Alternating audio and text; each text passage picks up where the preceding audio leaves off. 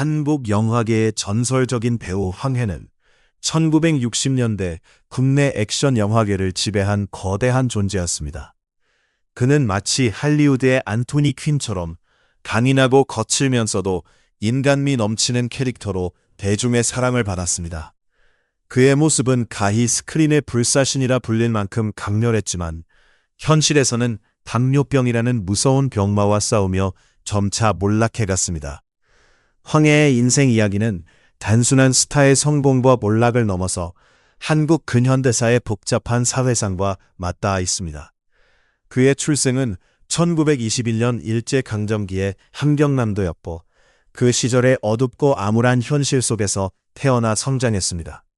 조선이라는 식민지에서 남자로 태어난다는 것은 곧 태어날 때부터 사회적 억압과 고난을 감내해야 함을 뜻했습니다.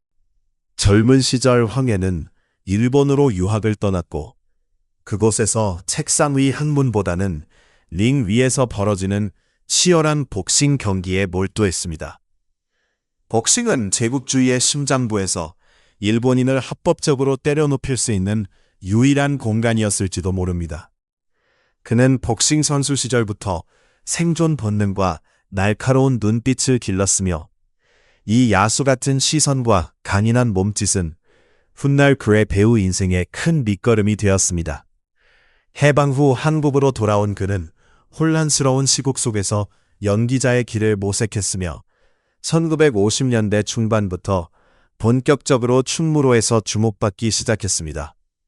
당시 한국 영화는 멜로 배우들이 주류였지만 황해는 그들과는 확연히 다른 거친 매력을 지니고 있었습니다. 황해는 거친 피부와 굵은 선, 그리고 무엇보다 강렬한 에너지를 발산하는 원석 같은 배우였습니다.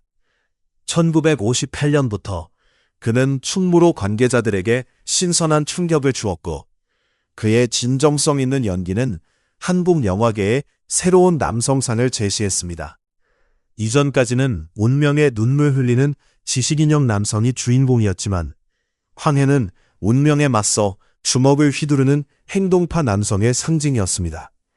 그는 세련된 멜로 연기 대신 지능 냄새나는 현실적이고 거친 연기를 선보였고 이는 산업화와 급격한 사회 변화가 진행 중인 1960년대 한국 사회와 맞물려 큰 공명을 일으켰습니다. 그의 전성기 시절은 화려했으나 그의 무명 시절도 결코 녹록지 않았습니다.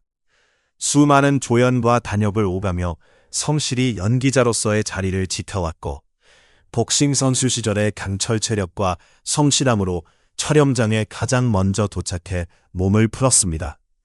그는 자신의 연기를 노동으로 여기며 천재가 아니기에 성실함과 튼튼한 몸만이 무기라고 말했습니다.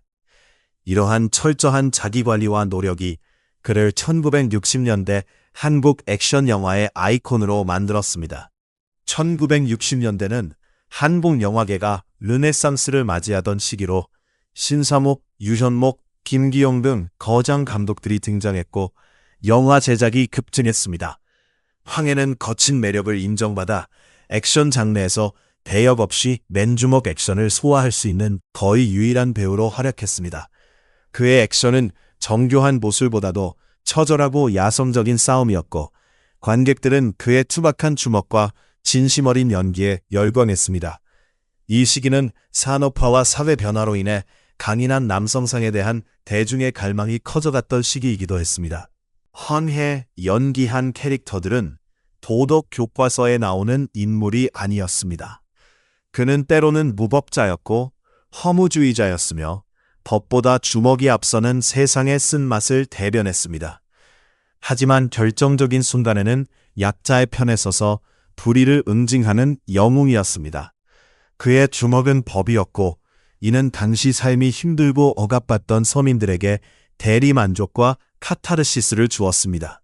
그 시절 극장 앞에는 표를 구하려는 관객들로 인산인해를 이루었고 황해의 일거수일투족은 대중의 관심과 모방의 대상이었습니다. 그는 집 밖에서는 강인한 호랑이였지만 가정에서는 아내 백설리에게 순한 남편이었습니다.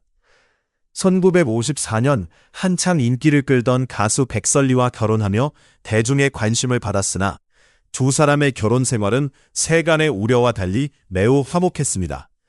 아내의 노래와 내조는 그가 촬영장에서 쌓인 긴장과 피로를 풀어주는 안식처였으며 그의 강인한 이미지 뒤에는 따뜻한 가정의 모습이 숨겨져 있었습니다. 그러나 황해의 전성기는 무리한 촬영 스케줄과 불규칙한 생활, 그리고 고칼로리 식습관으로 인해 그의 건강을 갉아먹었습니다. 그는 자신이 강인하다고 믿으며 당뇨병의 위험 신호를 무시했고 결국 1980년대 중반 당뇨병 진단을 받았습니다. 당시 당뇨병은 심각하게 인식되지 않았고 황해 역시 자신의 몸을 과신해 치료에 적극적이지 않았습니다. 이로 인해 당뇨병은 조용히 그의 몸을 파괴하기 시작했습니다. 당뇨병이 진행되면서 황해는 신경 손상, 시력 저하 등 여러 합병증에 시달렸습니다. 그는 상대 배우의 표정을 제대로 읽지 못해 대사를 외우는데 어려움을 겪었고 발 감각이 무뎌져 넘어지는 일이 잦아졌습니다. 하지만 그는 자신의 신체 변화와 고통을 인정하지 않고 버텼으며 결국 1990년대 후반에는 신부전증으로 인해 일주일에 3번씩 투석을 받아야 하는 상태에 이르렀습니다. 2001년에는 당뇨병성 족부경변으로 발가락에 난 작은 상처가 악화되어 결국 발목 아래 절단 수술을 받았습니다. 평생을 지탱해온 두 다리를 잃는 충격은 황해에게 엄청난 정신적 고통을 안겼으며 환상통으로 인한 통증과 상실감은 그를 더욱 괴롭혔습니다. 그의 가족들은 간절히 수술을 권했지만 황해는 다리를 잃는 것보다 죽음을 선택하고 싶을 만큼 절망했습니다. 절단 수술 후 그는 침대에 갇힌 존재가 되었고 혼자서는 아무것도 할 수 없는 무력한 상태에 빠졌습니다. 그의 정신은 여전히 투철했으나 신체는 그를 배신했습니다. 환상통으로 매일 밤 극심한 고통을 겪으며 아내 백설리에게 도움을 청하는 모습은 가족들에게도 큰 슬픔이었고 황해의 삶은 점점 깊은 어둠 속으로 빠져들었습니다. 경제적 어려움도 그들의 삶을 더욱 힘들게 했습니다. 황해가 활동하던 시절 배우 출연료는 한 번 받고 끝나는 구조였으며 저작권료나 연금 제도는 없었습니다. 그는 동료와 후배들을 돕느라 자신의 수입을 아낌없이 썼고 낭만적인 성격으로 인해 돈 관리에 소홀했습니다. 결국 병원비와 치료비는 가족에게 큰 부담으로 다가왔으며 아들 전영록은 아버지의 병원비를 벌기 위해 전국을 돌며 공연을 해야 했습니다. 황해는 병원에서 더 이상 스타가 아니었고 환자일 뿐이었습니다. 그는 다인실에 머물며 사람들의 수군거림과 시선을 견뎌야 했고 주사 바늘 앞에서는 어린아이처럼 투정을 부리기도 했습니다. 하지만 아내 백설리의 헌신적인 돌봄과 사랑이 그를 지탱해 주었으며 가족은 함께 고통을 견뎌내었습니다.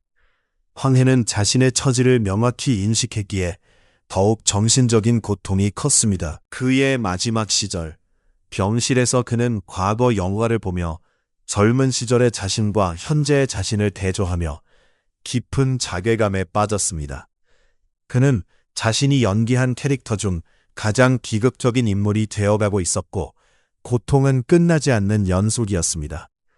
2003년부터는 거의 집으로 돌아가지 못하고 병원 침대가 그의 전부가 되었으며 몸무게는 40kg대로 줄어들었습니다. 한 신문 기자와의 인터뷰에서 황해는 인생에서 배운 교훈으로 폼 잡지 말라고 했습니다. 영화 속에서는 주먹 한 방이면 모든 것이 해결되지만 현실은 그렇지 않다는 냉철한 깨달음을 전했습니다. 그의 이 말은 패배를 인정하는 것이 아니라 인간의 한계를 겸허히 받아들인 현자의 독백이었습니다. 황해는 자신의 질병과 장애를 부정하지 않고 다만 늦은 후회와 아쉬움을 표현했습니다. 황해는 가족에게 마지막으로 아내에게 미안함을, 아들에게는 건강을 당부하며 생을 마감했습니다. 2005년 11월 12일 밤 서울 아산병원에서 그는 숨을 거두었고 그의 죽음은 대한민국 액션 영화 한 시대의 막을 내렸습니다. 스크린에서 수백 번 쓰러졌다 일어났던 불사스는 현실에서는 병마 앞에 무릎을 꿇었습니다. 그의 장례는 영화인장으로 치러졌고 동료 배우들과 후배들이 모여 마지막 인사를 나누었습니다. 황해의 죽음은 한국 영화계에 깊은 슬픔과 상실감을 남겼습니다. 그는 단순한 배우가 아닌 가난하고 힘든 시절을 함께 견뎌온 전우였으며 그의 부재는 시대의 저물음을 상징하는 것이기도 했습니다. 아들 전영록은 아버지의 무거운 유산과 책임을 이어받으며 자신의 길을 걸었습니다. 황해가 남긴 마지막 말들은 아들에게 깊은 울림과 경고로 나눴습니다. 그의 운부 행렬은 충무로 거리를 지나지 못하고 장지로 향했으며 아내 백설리는 남편의 마지막 모습을 휠체어에 앉아 지켜보았습니다. 두 사람의 사랑 이야기는 그렇게 생을 마감했으나 그가 남긴 유산은 한국 영화와 대중문화에 깊이 새겨졌습니다. 그의 영화 필름은 한국 영상자료원에 보관되어 디지털 복원을 통해 다시 살아나고 있으며 그는 스크린 속에서 영원히 젊고 강인한 모습으로 존재합니다. 그러나 황해의 삶과 죽음이 주는 메시지는 단순한 추억을 넘어섭니다. 그는 당뇨병이라는 침묵의 질병이 어떻게 인간을 파괴하는지를 극명하게 보여주는 사례입니다. 2025년 현재 대한민국의 당뇨 환자는 600만 명을 넘어섰고 고위험군까지 합하면 2천만 명에 육박합니다. 이는 국민 3명 중 1명이 잠재적 환자라는 무서운 현실이며 황해의 비극은 우리 모두에게 건강관리의 중요성을 경고합니다. 당뇨병은 초기에는 증상 없이 조용히 진행되며 혈관을 점차 막아 시력 상실, 신부전, 절단 등의 치명적 결과를 초래합니다. 황해 선생님의 사례는 누구나 방심하면 당할 수 있는 질병임을 일깨워줍니다. 우리는 그의 이야기를 통해 건강을 소홀히 하지 말아야 하며 작은 신호도 무시하지 말아야 한다는 교훈을 얻어야 합니다. 그의 삶은 그 자체로 경고이자 희망의 메시지입니다. 황해의 유산은 한국 영화사의 길이 남을 걸작들과 그가 몸소 보여준 건강에 대한 엄중한 경고 2가지입니다. 그는 죽음에 임박해서도 자신의 정체성을 지키기 위해 애썼고 배우로서의 자존심을 끝까지 놓지 않았습니다. 그의 연기는 단순한 액션을 넘어 인간의 존엄과 투쟁을 담아내는 깊은 예술이었습니다. 그가 보여준 진정한 승리는 링 위의 승리가 아니라 고통과 절망 속에서도 인간으로서 끝까지 굴복하지 않은 정신의 승리였습니다. 오늘날 우리는 황해의 이야기를 통해 자신의 건강과 삶을 돌아봐야 합니다. 그의 이야기를 듣는 이들 중 많은 사람이 그의 시대를 함께 겪었을 것이고 그들의 몸과 마음은 어떠한지 자문해야 합니다.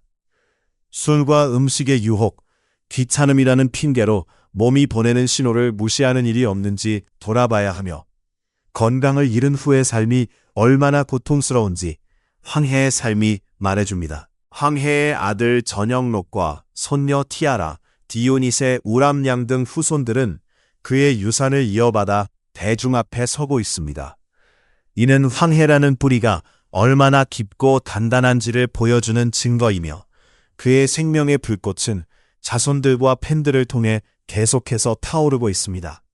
황해는 비록 육신은 사라졌지만 그의 정신과 예술은 영원히 살아 숨쉬고 있습니다. 마지막으로 우리는 황해 선생님이 천국이라 불리는 곳에 도착해 다시 젊고 건강한 모습으로 돌아가 있을 것이라 상상합니다. 그는 다시 링 위에 서서 섀도우 복싱을 하며 허공을 가르는 주먹 소리를 경쾌하게 울릴 것입니다. 그곳에서는 혈당 걱정 없이 영원히 젊고 강인한 액션 스타로 살아가고 있을 것입니다. 그의 삶과 죽음은 우리 모두에게 건강과 인생의 소중함을 일깨워주는 깊은 울림으로 남아 있습니다.